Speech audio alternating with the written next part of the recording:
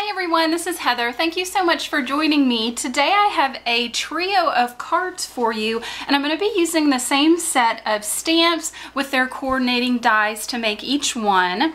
So recently this year I came across a pretty new company called Hello Bluebird, and they have the most adorable stamps. I just fell in love with them. So for their Black Friday sale, I decided to get a set of stamps and the coordinating die to make my Christmas cards this year. So this is called Christmas is Coming, and it has this adorable bear carrying a tree, a fox with a lantern, a little squirrel carrying a mug, a badger pulling a little bunny on a sled, then there's a couple of little small birds, packages, snowflakes, stars, really great sentiments. It's really cute. And then there's also a coordinating die set that goes with it. I'm also using the same pack of pattern papers, using the Farmhouse Christmas papers from Stampin' Up.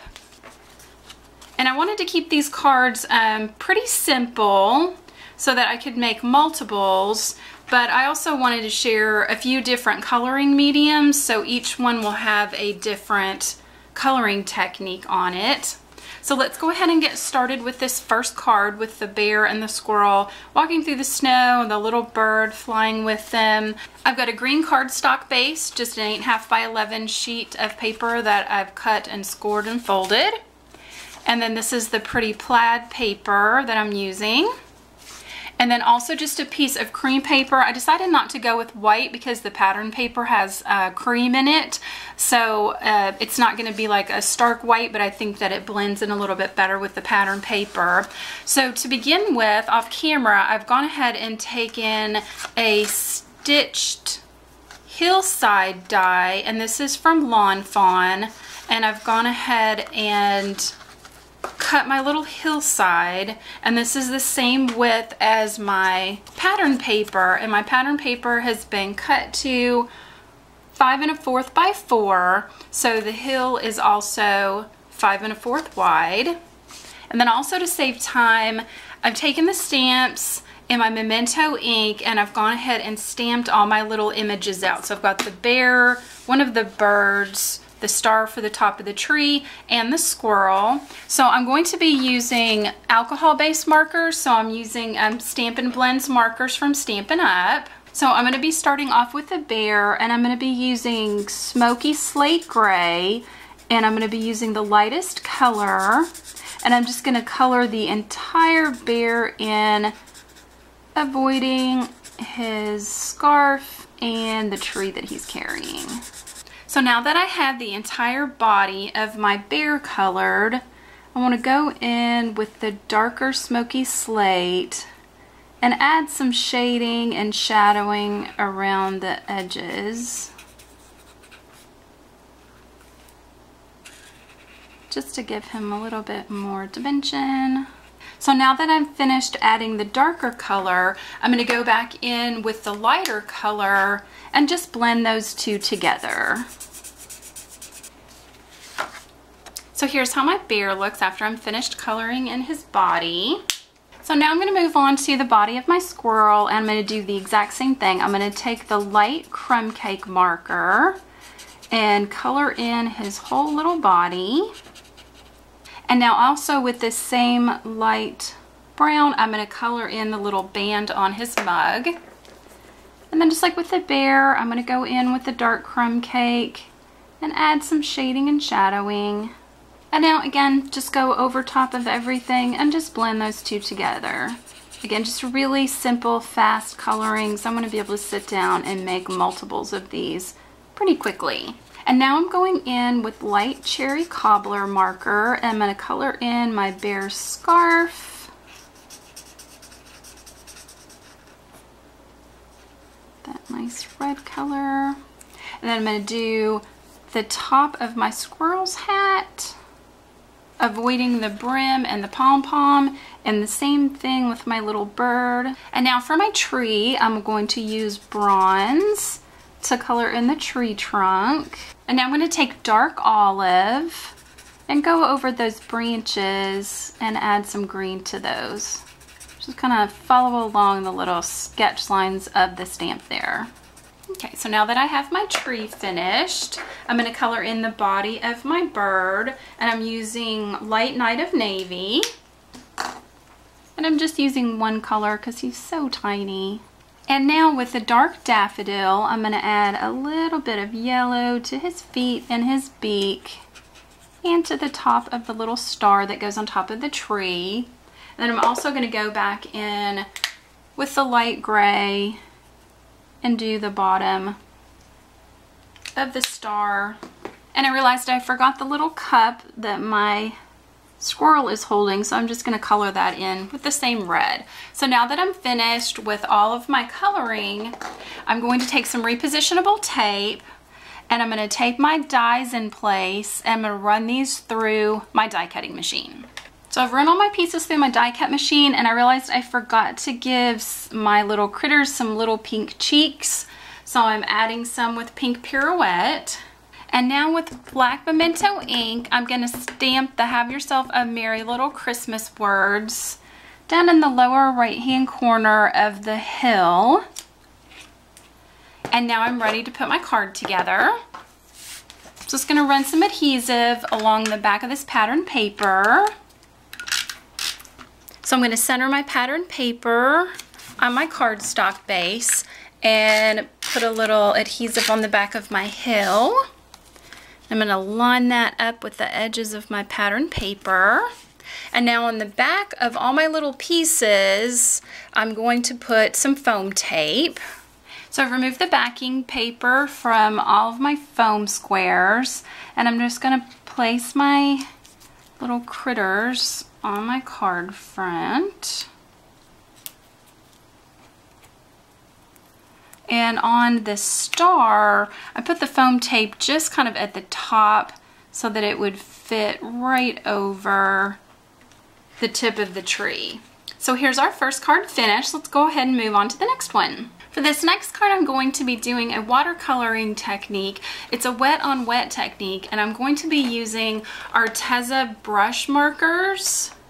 These are brush tipped markers, and they can be used either by themselves, or they also work pretty well with water. So that's what we're going to be doing today.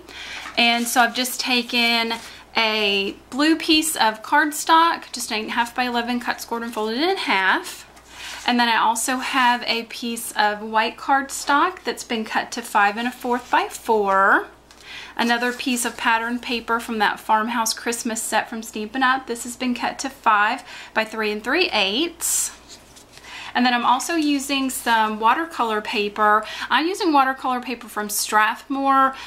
You can find inexpensive watercolor papers at the craft store, but they tend to not hold up if you're using a lot of water. So we're going to be using a lot of water for this technique. So I prefer a little bit better quality of watercolor paper. So from a sheet of that, I have taken the largest stitched shape oval die from Stampin' Up and gone ahead and die cut that oval. And then using a stamp positioner with StazOn ink, I've gone ahead and stamped out the little badger and the bunny. Because we're going to be using water, we want to use StazOn so that our ink is permanent. So you're going to need a paintbrush, a cup of water, a paper towel, and the brush markers. So one of the things with Arteza is they don't actually have colors or names on them, so it's a little hard to tell you specifically which ones I'm using. These are from the 24 color set. I'm using a black, a blue-gray, kind of an olive green, medium brown, a red, and a yellow. So the way that you do the wet on wet technique is you actually wet your paper first. So I'm just dipping my paintbrush in the water, and I'm going to be working on the body of the badger. So I'm going to just work in sections. I know you can't see this because it's just clear water. So wherever I want to put that gray, I'm wetting the paper down. I'm going to pick up my gray marker, and I'm going to begin to color with it. Now, the more water you have down, the lighter the color comes out in the beginning. As the water begins to dry, the marker color will get darker. You can also layer on color. So as this water begins to evaporate, I can go in, I hope you can see that, and start to add a little bit of shading and shadowing with this blue-gray color. So I'm going to do the exact same thing down on the body of my little badger. I like to work in sections so that my water doesn't evaporate too quickly. So I've got my damp paintbrush. I'm coloring in his body with the water and going in with the marker and kind of going over the entire area lightly. And then, like I said, I'm just going in and just continuing to build up that color where I would like it to be a little bit darker. So you can continue to add as much color as you would like. And like I said, as your water begins to dry, the color will get darker. So here's the body of my badger. And now I want to color his face. So I'm going to do the exact same thing. I'm just going to dip my paintbrush in, get a nice amount of water on that band across his face. And I'm going to have my paper towel ready because this black is very dark. It was a lot darker than what I wanted for his face. So I'm going to go over, and because it's a little dark, before it evaporates, I'm going to take my paper towel and kind of pat it dry. So that sort of absorbs some of that color, so it's not quite so dark. So here's the great thing about this technique. You can just keep building, especially if you have a nice watercolor paper that won't begin to pill or tear as you continue to add layers of marker and water on top. So if you have anything that you don't like, that's too dark, you can kind of blend it out together. You can blot some off with a paper towel. It's a pretty forgiving watercolor technique. And now I'm going to go in and do the same thing with my bunny. I've got my paintbrush wet. I'm kind of avoiding the inside of that ear and just doing his head. Again, just trying to work in little small sections. Now, if you find that the tip of your brush begins to look like it's clear, it sucked some of that water up into the tip. So you can go to your paper towel and just let a little bit of that ink flow, and you'll get back to that kind of darker color. So I'm just going to go in, add a little bit of shading and shadowing. Said if it's a little bit too dark, I can go in with my paintbrush and I go back in and blend that all in together. So I'm going to go ahead and finish up my bunny rabbit. So I'm done with my bunny. I've avoided his tail and the inside of his ears. I'm going to pick up a little bit of water on the inside of his ears and grab this kind of peachy color, do the inside of the ear. And then I'm just going to continue on in this exact same way. I'm going to pick up some water, color in some sections. So next I'm going to move on to the red. So I'm going to be doing the badger's scarf in red and the body of the present. So I finished with my red. I'm going to go in with the green and I'm going to do the bow on the present and the scarf on the bunny. And if you get a little bit of bleeding, that's okay. That's sort of a little bit of a look of watercolor. It's very loose. Like I said, this one's very forgiving. So you can kind of go over the colors and it still looks really nice. So I'm going to do the runners of the sled in gray and the bottom of the sled in the same brown that I did the bunny. Okay, so I'm very happy with the way that my coloring looks. And now I'm going to take the coordinating die. I'm going to tape it in place. I'm going to run this through my die cutting machine. So I've cut my image out with the die and I've pulled my paper towel over, and the oval that I die cut, I'm going to get a good amount of water on my paintbrush, and I'm going to paint about the top 2/3 of this piece of watercolor paper with my paintbrush. Then I'm going to take the same gray that I used on the body of my badger. I'm just going to go over that to give myself a little bit of a sky color in the background, and then I left the bottom white so that it looks like they're in the snow. So I'm happy with the way that my background looks. I'm going to give this just a second to dry, and then I'm going to stamp some stars on the background. So using London Fog ink from Memento, I'm going to take the little Trio of Stars stamp and just stamp some stars randomly along the background just where that blue is. And now I'm going to pull over my pattern paper and my white piece. I'm going to adhere those together with a little bit of tape runner. And now I have some gray twine. And I'm going to use a little piece of Scotch tape. And I'm just going to tape one end to the center back of that panel. And now I'm going to wrap this around twice and then tape it in the back and trim off the end. So now I have my twine wrapped around, and on the back of my die cut critters and the back of the circle, I'm going to add some foam squares. So now with more of the tape runner, I'm going to adhere this piece with the twine to my card base. I've removed the backing paper from my foam tape, and I'm going to put my oval down and put my little critters on top.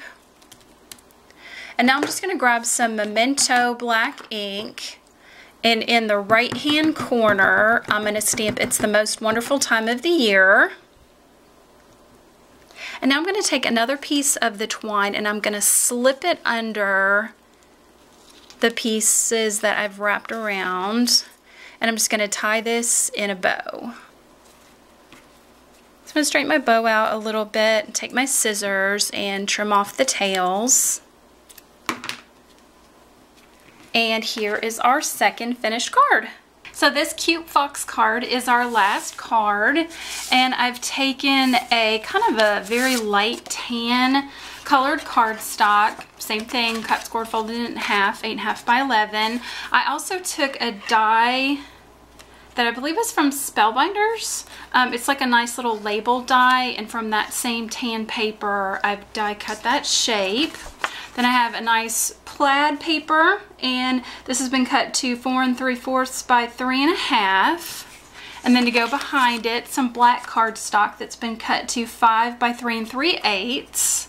And then I also have a piece of pretty ribbon that's got like a little bit of gold running through it, and that's been cut to about 5.5. So to save time using black Memento ink, I've gone ahead on some cream cardstock and I've stamped out my little fox. So for this, we're going to be using some Gamsol with colored pencils and a blending technique. So Gamsol is an odorless mineral spirit that will help you blend your colored pencils. So I'm starting off with a red pencil. I am using Prismacolor pencils just because I really like how smooth they are. They have a high wax content, so they blend really easily. I am so sorry that I do not know the name of this particular red. I sharpened it from the wrong end, and so I'm not sure exactly which red this is. As you can see, as I'm coloring, it's a little bit scratchy.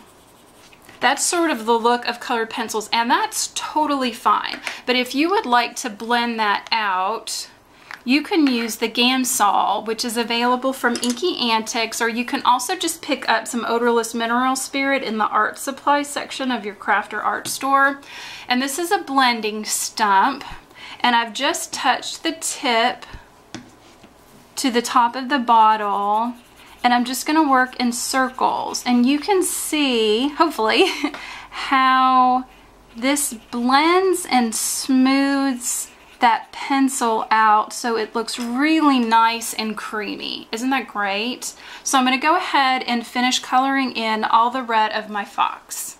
So I've colored in the rest of the body of my fox, and I think you can really see the difference now of how the blending looks. So I'm just going to take my stump with a little bit of the Gamsol on there, and I'm just going to blend out his whole body. So now that I have that all blended out, I wanted to add just an extra dimension of color. So I'm taking Ochre Brulee, which is a brown, and I'm adding a little bit of shading and shadowing and just a couple little extra kind of scratches, I guess, through that red, just to give him a little bit more of a realistic color. Then I'm going to do the same thing with the stump and just kind of blend those two together. And you can continue to color and layer as many colors as you would like and just continue to build those up and blend them in together. So I've now finished adding in my brown. I think that adds just a nice touch to it. And now I'm using a cream color, which is Jasmine, and I'm coloring in the inside of his ears, his underside, and the tip of his tail. I'm going to go in and blend that just a little bit as well. So now that I'm finished with that, I'm just going to take some gray. This is Cool Gray. I'm just going to color the top of the lantern. I don't really feel like it needs really to be blended. Then add just a little bit of that jasmine in there as well. So I'm finished with my coloring. I'm going to tape my die in place. I'm going to run this through my die cutting machine. So I've die cut my little fox, and I've brought my little shape over, and I'm going to take the Marion Bright Words and the black memento ink. I'm going to stamp that along the bottom. And now I'm going to be using a paint pen from Zig. This one is really cool because it's got both silver and gold on either tip. So you shake it up, there's a ball inside. And when you first get it, you'll probably need to pump it to get it primed, just to make sure that the paint is flowing. I'm just working on a scratch piece of paper.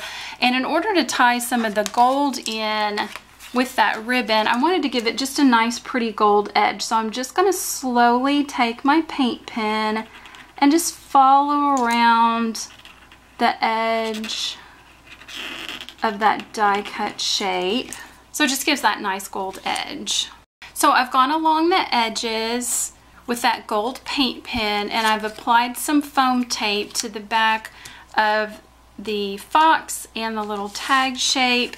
With my tape runner, I'm going to adhere my pattern paper to my black cardstock. I'm just going to center that on.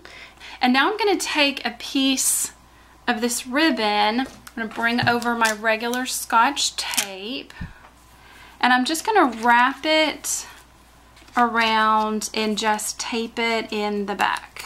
So I've taped those edges down. I'm going to use some tape runner on the back and adhere this to my cardstock base. So I've taken the backing paper off of my foam tape, and I'm going to center that on. And then the same with my little fox. I think this is a really great masculine card. So if you have a man that you want to send a Christmas card to, I think this one's really nice. So this is our last card. Again, this is the stamp set that we use. The Christmas is Coming from Hello Bluebird, along with the coordinating die set. So here is our finished trio of cards. I hope you enjoyed this card tutorial. If you did, please check out my channel. I have lots of other card tutorials and product reviews for you. I hope you have a very happy Christmas. This is Heather. Bye.